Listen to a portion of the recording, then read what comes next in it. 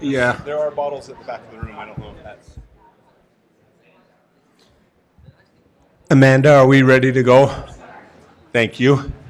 We'd like to welcome you back to a room that is just this a little bit cooler. We have moved because of air conditioning problems in the city center conference, and we have now moved down to the council chambers. We'll continue our meeting, and we will go to item number 7, an update on the proposed budget. And we have Dustin Graybaugh and John here with us to help us work through this. John Borgett. Well, council members, thank you for your time inviting me back. This year has been a little unique in that there are exceptionally few changes in the current proposed version of the budget compared to the version that you were presented to only a few weeks ago. On the chart, on the screen you'll see now are the only changes that I have built into the budget at the moment. What these include is increased funding for the parks events. We felt comfortable in getting additional property tax numbers and adjusting our property tax increase. Usually about this time of year, we hear from the county. The county assessor gives us numbers based on what our property tax numbers are. They're supposed to get it to us by the 2nd, but I checked just before this meeting and we still don't have the final numbers for the property tax, but we're pretty confident that they will go up by at least $20,000. So we feel comfortable that covering that. So the other 2 changes are relatively minor. I think you're aware of the changes to the recycling costs and the proposed solution of raising the recycling fee by $65,000 and associated expenditures. And there was an omission, just a mistake, that in the vehicle replacement fund, we mentioned to you that we had planned on funding the radio replacement through financing through our internal vehicle replacement bank, our vehicle bank. And I neglected to include that $372,000. That was the amount of the purchase, even though I included the financing of that from the general fund. Other than that, there are still some more general changes to the budget document. In working with the council staff, we'd identified some opportunities to make some minor improvements.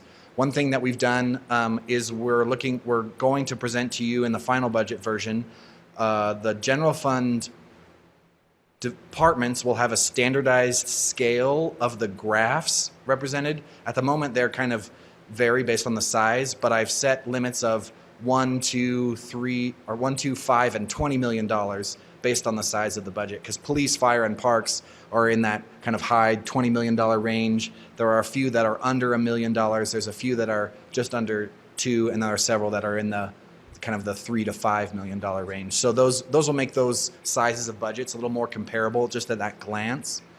Something we're also going to introduce is a budget highlights section following in that financial information, which kind of details some of the information that we presented to you during the council meeting, but that isn't included in the budget document right now. That includes kind of the summary of the changes to the payroll and changes to some of the major fees and things like that. We're also looking to revise the structure of the stormwater presentation based on the actual expenditures, because the number that you're appropriating doesn't actually show up on that schedule at the moment. So that revised version will have just a minor tweak. There are a number of items that are still works in progress.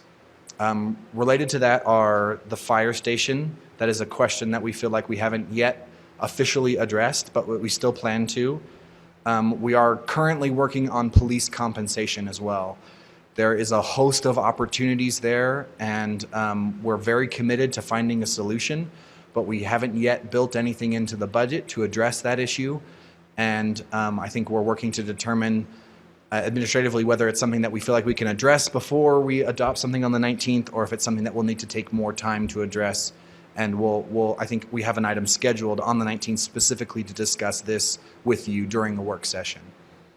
I am aware of some of the changes to the float, and potentially by the 19th we might have changes to some of the other aspects of that program.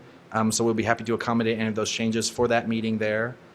I did want to mention that we propose to cover the Urban Deer program through carryovers during the current year. So it's not built into the budget yet, but we will include funding for next year to address the Urban Deer program to make sure that it's adequately funded for this next fiscal year. Outside of these changes, I have very little to update to you, but I'd be happy to answer any questions that you have or any concerns that you may be aware of that constituents have raised related to the budget for the fiscal 19 year, fiscal 2019. Mr. Harding.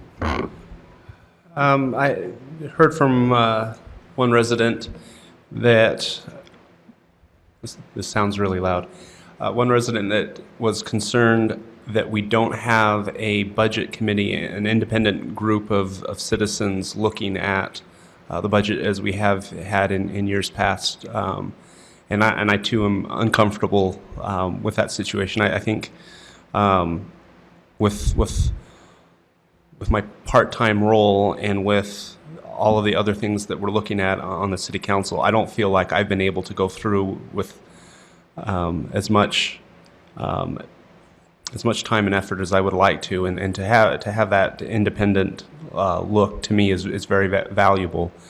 So that's one thing. I guess that's a little bit. Yeah, actually, I am on a committee specifically to address that issue, and there has been a host of academics that have been convened to specifically address that, and they, I think, are in the process of making a recommendation to the administration and to the council on the best way to approach that as we go forward. I don't know if the council or the administration is ready to kind of unveil what the proposal is yet, but I think it's very close, I feel.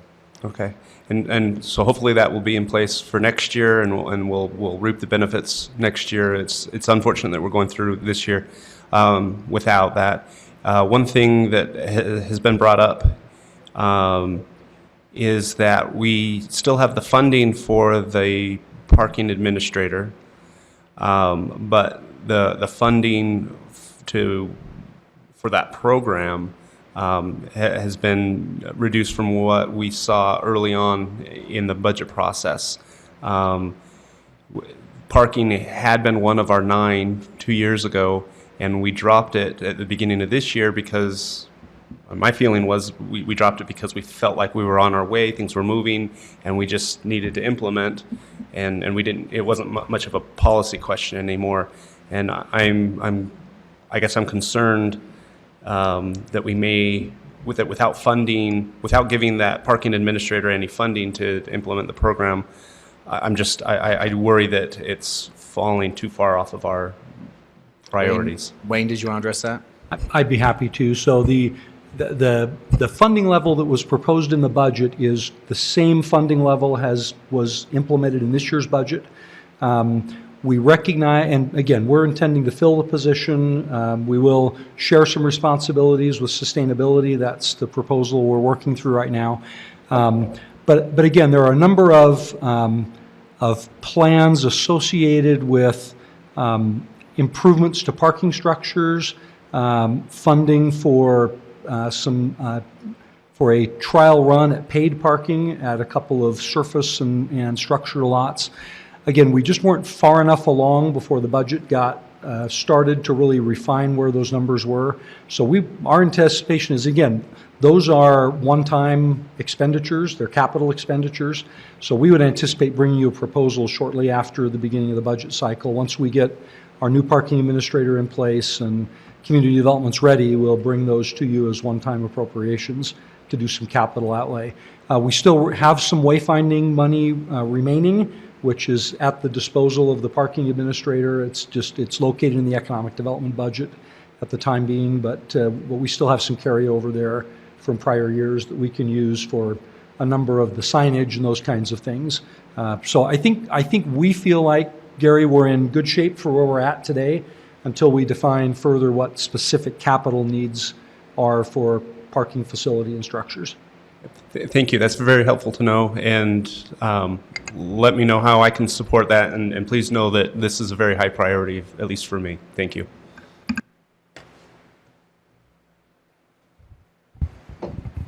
Any other questions that we have? I've got a couple here.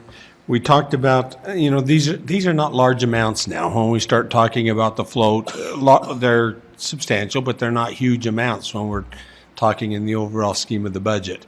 But if we look at Miss Provo and the Urban Deer and some of these things, are you looking to the council to say this is where this funding is going to come from? Are you? We've come to you and said we'd like you to throw this on the list. Yeah.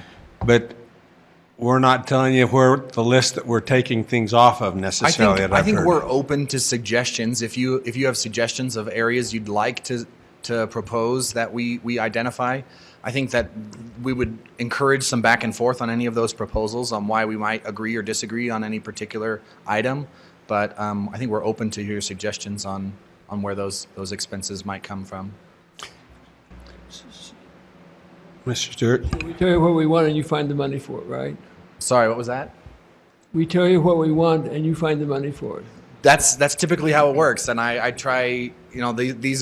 This at the moment is the only one I've had to solve. So I've had a pretty easy year this year as far as finding money. Most of that had come before we proposed any of the budget to you. So let me just say, we traditionally, at this stage, because the budget does belong to you, we collaborate with your staff, and we sit together and try to look for opportunities where we can find some money. We don't want to do that unilaterally, because this budget now belongs to you, but it is something that we'll collaborate with Cliff and his team on, and before we get to the 19th, we'll bring you solutions for the things that you've put on the list. I just want to make one comment about that. It was amazing. Dustin and I spent a considerable amount of time looking for the $20,000 that Parks had recommended for the events funding, and we went through every department. We went back through the supplemental requests, and I just want the council to know, as well as the public, that this is a tight budget, and there is not things just sitting around. I mean, it was tough, and I feel good about this recommendation on property tax based on how we looked at it, but just want you to know that it's not an easy task to go out and find $20,000 in our budget, which is a sizable budget. So I just share that with you. Therein actually lies one of the challenges. We can identify some priorities that we wanted to be funded, which council has expressed a need or a desire for certain things. The challenge now is if we don't know, council could tell the administration where it wants to cut certain things, but I think ultimately the question for council and for the administration is, if you want some of these extra things funded, then what drops off? If there's no extra revenue, what drops off? And we went to the administration asking for what they thought, and they've given us some ideas with the revenue, but now we're kind of in a place where what needs to give in order to get those priorities? Is it the priorities that council's expressed, or is it something that we drop off from the services? And the council and council staff have not identified what we think would be worth cutting out. Gary? It's not only finding something to cut, it's finding something also that might be increasing revenue. For example, we might see sales taxes a little better than we thought it was going to be, and we might be able to find $20,000 or $30,000 in next year's sales tax revenues to cover something also. So it doesn't necessarily mean you have to cut something. And that's the opportunity that we took, right? That we re-examined our revenues and adjusted where we felt it was appropriate. We like to be very conservative with those revenues, just so that we don't put ourselves in difficult circumstances. But we feel like even with this adjustment, we're still maintaining a conservative estimate of. But you have new information every month. We do, yeah, and that's why we re-looked at those numbers on a regular basis. Thank you.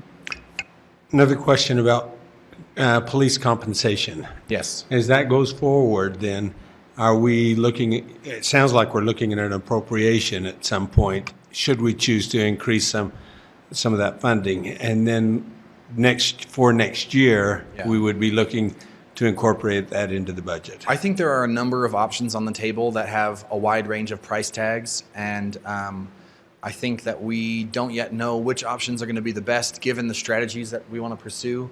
John, happy to weigh in on this. Yeah, and I would add that our hope and our goal always is to have a long-term sustainable budget.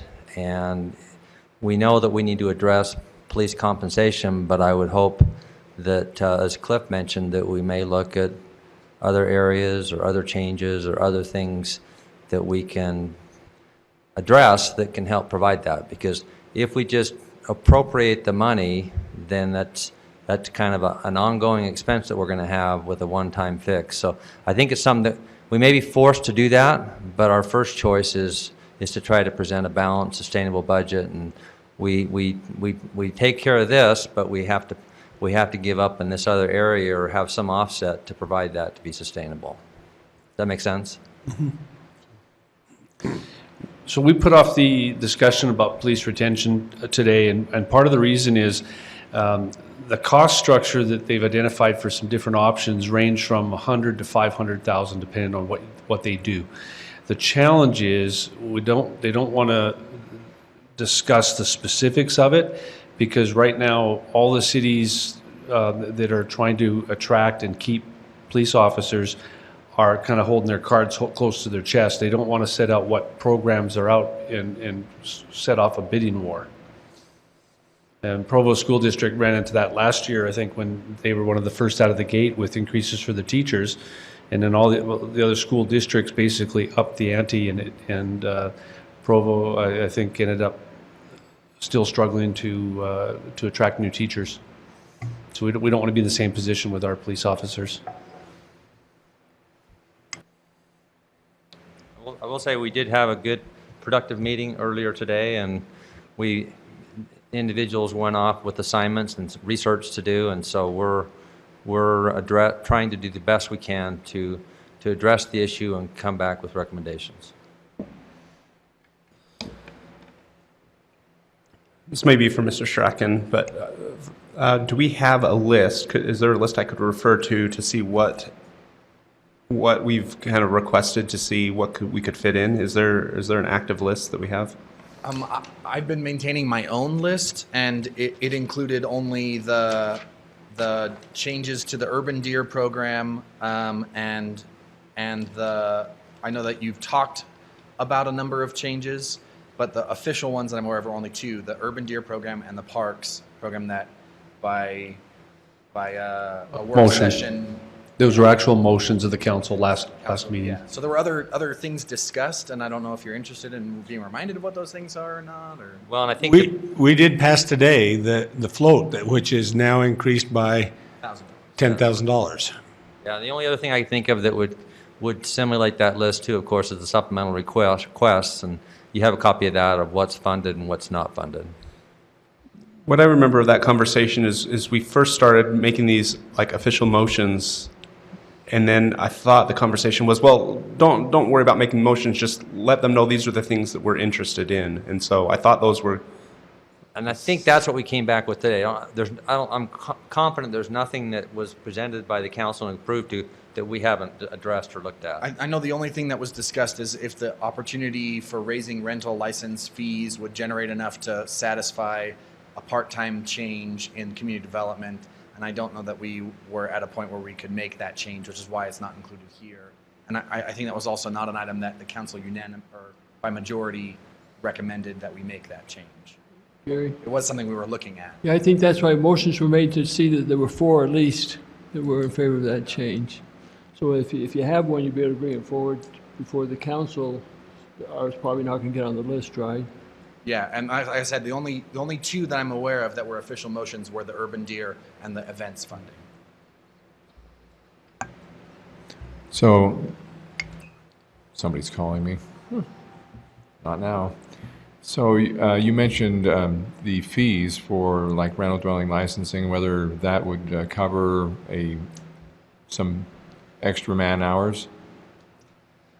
I think the issue there is, in order to generate those fees, you may need a separate position from the one that was originally proposed to be funded. And I don't know that we can use those administrative fees to cover this other administrative positions because I don't know they're directly related.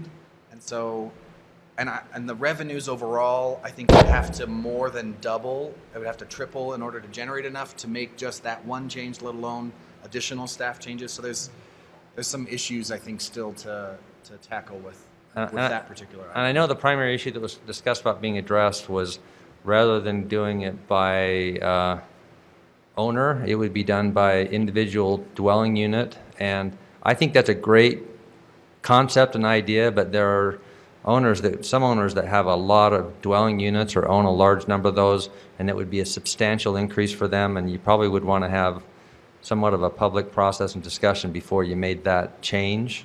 And without making that change, the revenue impact would be very, very minor. And so we kind of felt like it likely would need further discussion. So I guess that brings it back to the council on whether we want to make a policy choice and go a different direction and actually charge something per unit rather than the way it is now. But probably a discussion for after the budget season. Yeah. That's what we thought. Mr. Harding.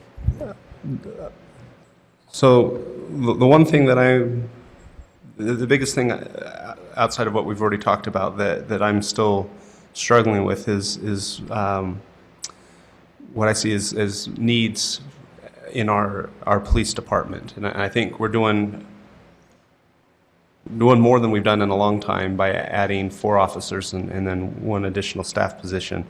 But that is short of what the original request was.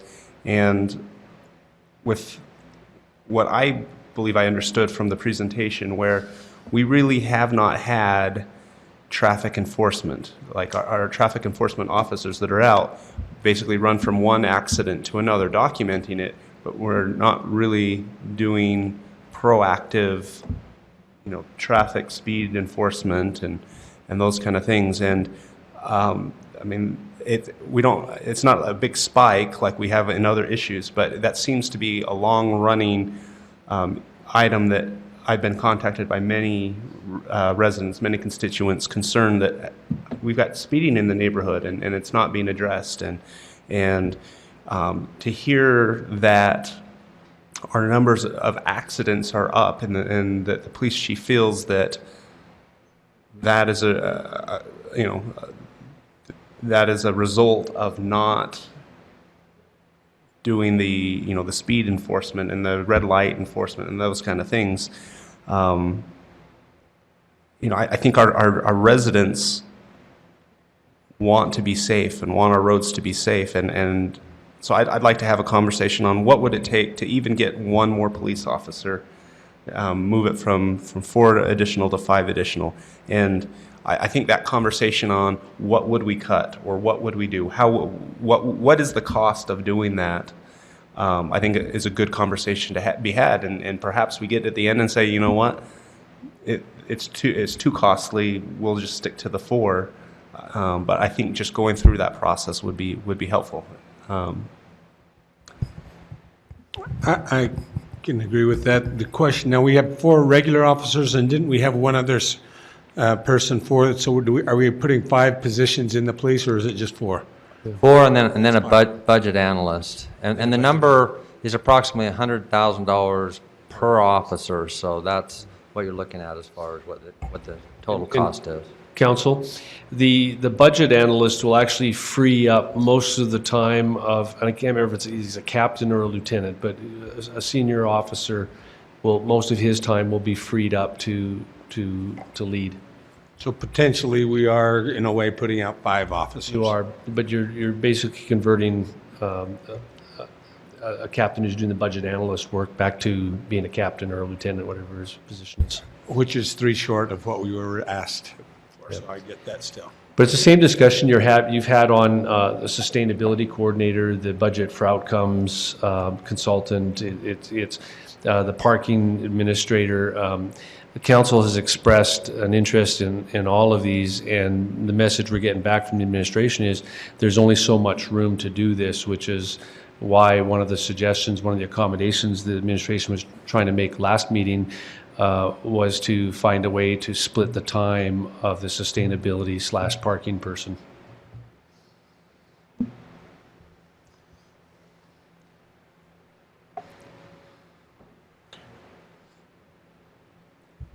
Mr. Harding, how do you want to go about instigating that discussion? Just bring it up and say, how can we do that? How can we get that funding, that $100,000? So would that be someone or something that I would turn to council staff for, and like what proposal? I mean, we could go through and identify some areas where we think the administration can cut, but at the end of the day, if council wants to cut, it'll be council making the decision to reduce the appropriations for certain items in order to increase it for these others. And you'll have to weigh that decision as to whether or not it's worth the money to do it. I agree, and I think there's value in that discussion. Another aspect would be to look. You know, we now have a target, roughly 100,000. What's 3 years ago we said we were going to do an inflation adjustment. How much? But we haven't done it, and the proposal is not to do that now. Would 3 years of inflation adjustment, would that be sufficient to cover the 100,000?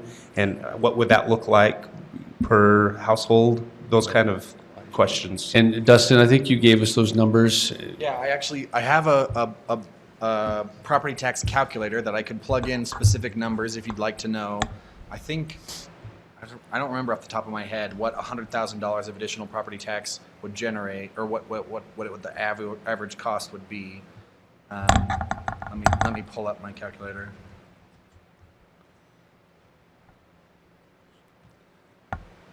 While you're doing that, I'm grateful for the cooler temperatures, but I like the dynamic of our conference room for these work sessions. It's a little bit more awkward behind the dais.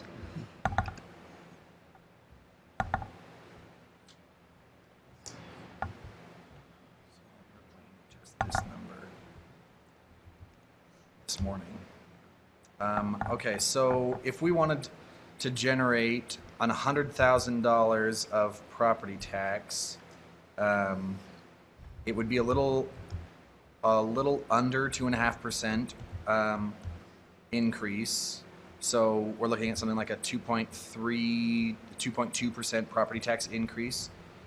2.3 is probably about what we would be looking at. Yeah. On a $275,000 home, which is about the median price in Provo, that would be an annual increase of $2.98, or monthly about 25 cents.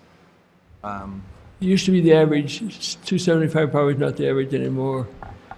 The median that we used to use was 205, and I think it's gone up to about 275 now. Half the houses are more expensive, Okay. half are less. Yeah, so it's not the average, it's the median. My understanding, one of the reasons I don't want to consider a property tax, we might be considering a bond. So I'm personally not ready to discuss. I think the worthiness of a police officer is great, but I think given the total things that we're looking at, that's probably not the time to go ahead with the truth and taxation.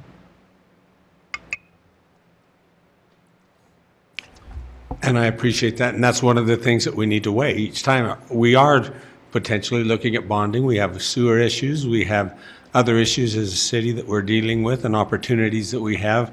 And that's the discussion. $3 for the median household of 275. Is it worth it when we are considering so many other things? And Mr. Whitterton, I don't think they're just considerations. If we take this year's budget and we look back at the fee schedule, and I could take 15 minutes and read what we've increased. So we've already done that this year. And I think sometimes, yes, there's a need, but can we solve that need all in 1 year? We've made a good effort. The administration's gone through a budget and got 5 new people. And I don't think we look at a tax increase right now to get another one. We're having good economic times, sales tax is up. What happens when the dip comes and the economy dips a little bit? We've already used our resources in good years. Now what do we do in bad years? I just don't want to paint ourselves in a corner that we don't have some options. And so I'd be really hard pressed to support any kind of a property tax increase right now. So what I'm hearing you say is that save the property tax increase for the time when the times are bad and we have to do it, right? Is that what I'm hearing you say? That's the attitude I would take, yes. So it's kind of a last resort, and we don't have to currently go to that length at this time because we have enough money. So did we want to continue to have the resolution on the books? Dave, did you want to address that? Well, I had 2 comments. That's one would be if we're not going to do the annual inflation adjustment, we should probably remove the intent statement that says that we're going to.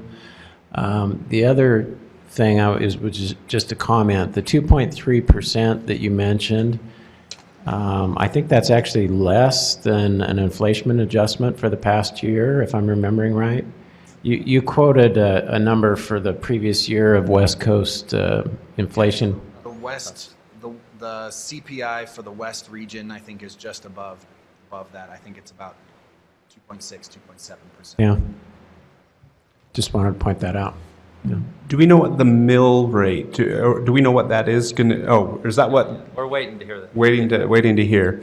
And that's, if the mill rate change is roughly what inflation is, which it's not exactly, but it usually is somewhat close. This isn't necessarily a tax increase. It's just would be holding the tax rate at the same level.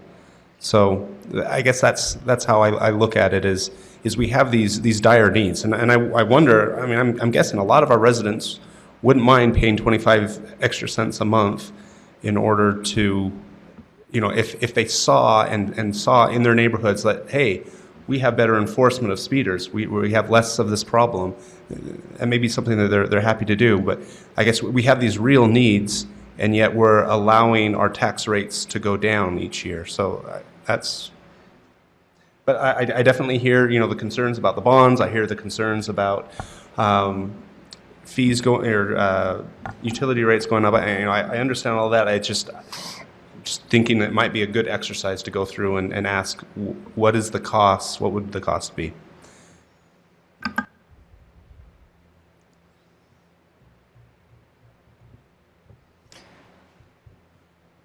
With no other discussion, we have 2 weeks left that we can come and ask you more questions around those things. And I would encourage council members to go ahead and do that. If they have concerns about not funding and incomes and cutting, let's get with our budget people and have a discussion. Yeah, we're always happy to meet with any of the council members. We had a good productive meeting with council staff this past week, and so just let us know, and we'll try to answer any questions or help any way we can. I guess the other question I have is council interested in holding another retreat before the 19th? If you are, would you please let leadership know? If you have some interest in having that further discussions, we would need to know by tomorrow in order to notice for next Tuesday. So why don't we have that discussion and or a vote? I mean, if there's enough first and a second to even have a vote. Because I don't see the need offhand, but maybe someone else does. Look for that discussion or a motion then.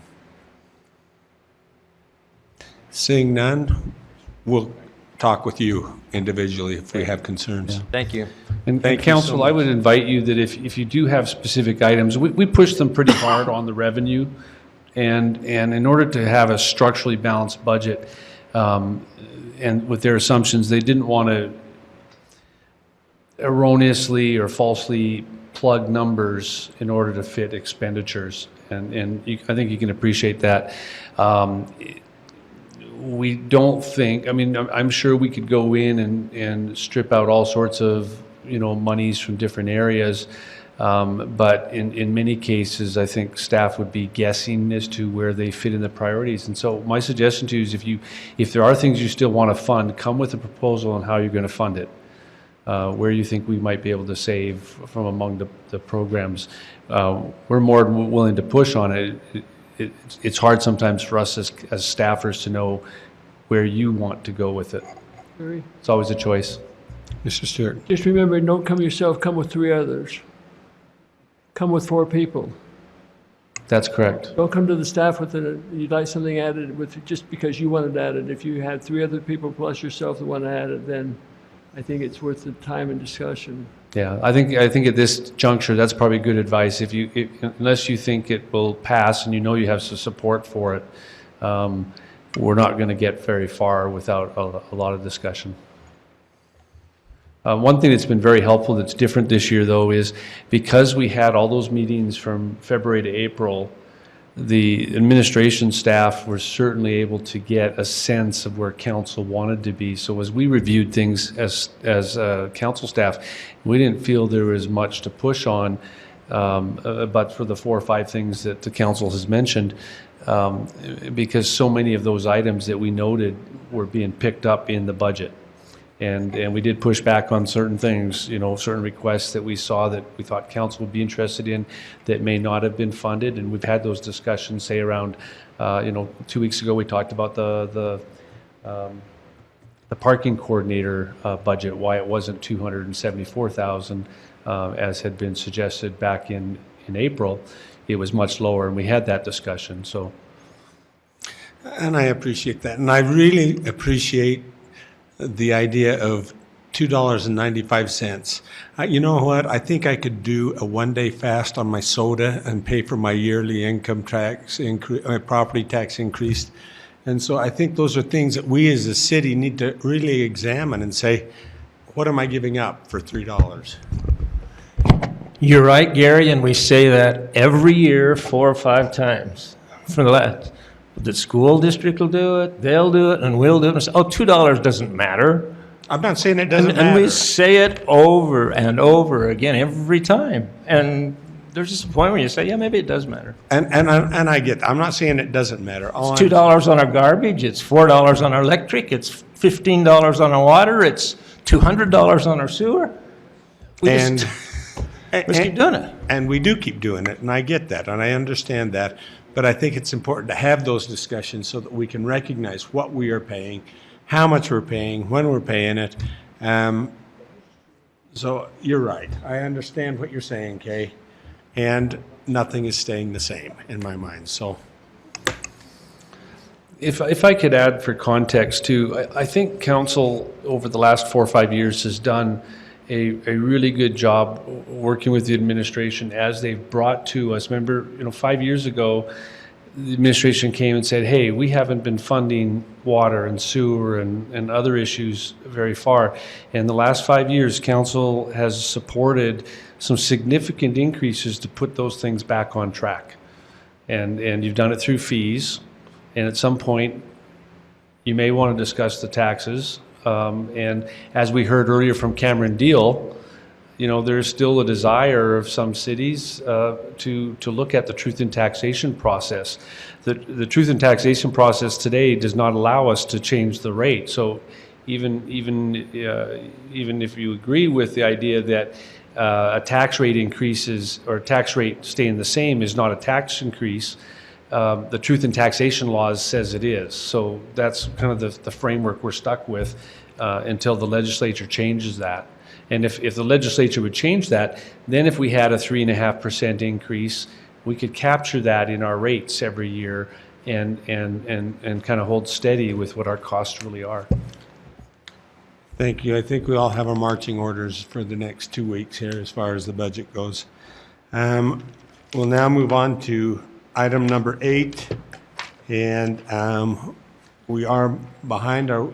We had indicated earlier, we're thinking we would take longer on the budget, so we've already directed Aaron Ardmore and Josh Yost to come and just present this evening. And that leaves us a fair amount of time to go to our closed meeting. We have 2 items for the closed meeting. We have an item regarding potential litigation, which is allowable under the state law. And we also have a potential acquisition or disposition of property to discuss. So will we go with Gary, or you have basically introduced that? I've just introduced it for you. Thank you. So we will look for a motion to go to closed session. So made by Mr. Van Buren, seconded by Mr. Harding. Those in favor? That is unanimous with Mr. Handley excused. Yep. And we'll be upstairs as per normal.